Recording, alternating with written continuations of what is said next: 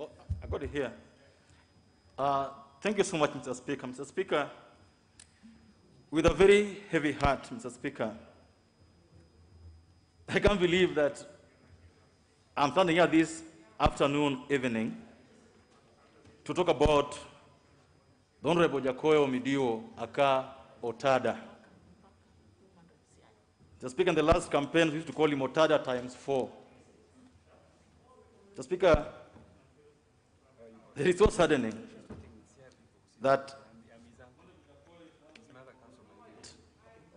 is now being called the late Jakoyo Midiwo. I believe that one day, even death will die. The Speaker, Jakoyo was so friendly, so honest, so forthright, Mr. Speaker. Mr. Speaker, in 2012, when I was running to be MP for Ugenya, and he met me at the airport, and I was fighting that time with my current senator about whether I should be MP or not, because the senator and I come from the same ward. He told the senator, this young man has been fighting for so long to be MP. He's done so many things. Why are you fighting him? Mr. Speaker, he even left a glass of alcohol on the table at the intercom when it became apparent that I had won the nomination and I wasn't being given the ticket for the ODM. Mr. Speaker, he's the one who advised me to go to court after the ticket was given to somebody else. I finally got the ticket, Mr. Speaker. Jakoyo was so generous, not just with what he had, Mr. Speaker, but with words and advice. Mr. Speaker, he was such a good mentor. He would tell you that I know you are hard-headed, but this is the right thing to do. Mr. Speaker, if I may joke about it, so he told me that, David, you're a young man joining politics, and you know that as a young man, you're going to have so many girls around you, you know? So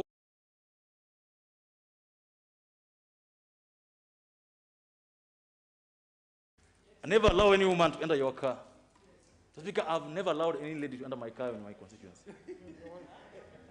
Apart my wife is not any other woman. Because he could advise you on how to navigate your way through service and through serving, even in this house. My joining of the circle was because of Jakoyo. He told you that, you know, you're going to spend money around here, but when the day comes for the elections, you won't have much. So make sure that you go to the circle. Mr. Speaker, Jakoyo cared. So 3 weeks ago, Mr. Speaker, less than 3 weeks ago, on 30th of last month, Mr. Speaker, when the president came to Siaya County, Speaker, I shed a tear.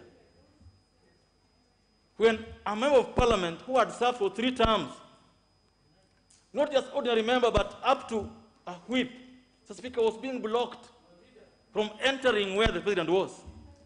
He was being told you can't enter because you're a former member of parliament. 3 weeks ago, Mr. Speaker, on 30th, on Sunday, in his constituency, not anywhere else, to launch projects that I'm so sure he was part of lobbying for. But the police and some guards, Mr. Speaker, it was so disheartening. And Mr. Speaker, as we discuss, for example, how to ensure that the former Prime Minister, the former Speaker, the former Minister have worked, Mr. Speaker, if a member serves here for 3 terms consecutive, Mr. Speaker, there must be a way to deal with it. We must ensure that, Mr. Speaker, as a House, we pass some laws that ensure that, because you cannot then leave Parliament after 3 years, and they can just play with you willy-nilly. Mr. Speaker, I was so disheartened, Mr. Speaker. A person of Jakoyo's stature, Mr. Speaker, a person who personified debate. Mr. Speaker, when he rose to speak, and I was in this house last term, everybody here would keep quiet because they knew that he would speak sense. Mr. Speaker, he knew how to navigate his way across the aisle. And he taught some of us how to navigate living in Parliament. Speaker, like the Honorable Deputy Speaker said, Mr. Speaker, Jakoyo will tell you that the reason you're going to sports is not that you're going to be a good player or you're going to be a good footballer.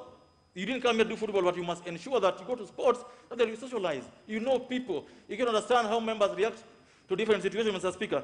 Mr. Speaker, Jakoyo was such a loyal human being to his friends. to the fact and to the effect that the Speaker, and I spoke about it, in the last elections when he lost, I'm certain, and I'm saying to Honorable Elisha here, that if not the Jakoyo did not support Honorable Gumbo for governorship of Siaya, Jakoyo would be in this parliament as MP.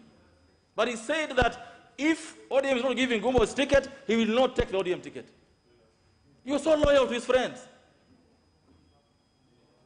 Mr. Speaker, as we mourn Jakoyo, I would like this parliament to just have one thing in mind, that even as rest his peace in eternal, his soul in eternal peace. Mr. Speaker, thank you.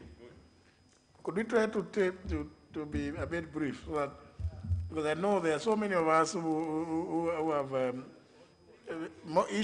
moment or so with the Honorable Jakoyo, and so that we can, because you know, you also know the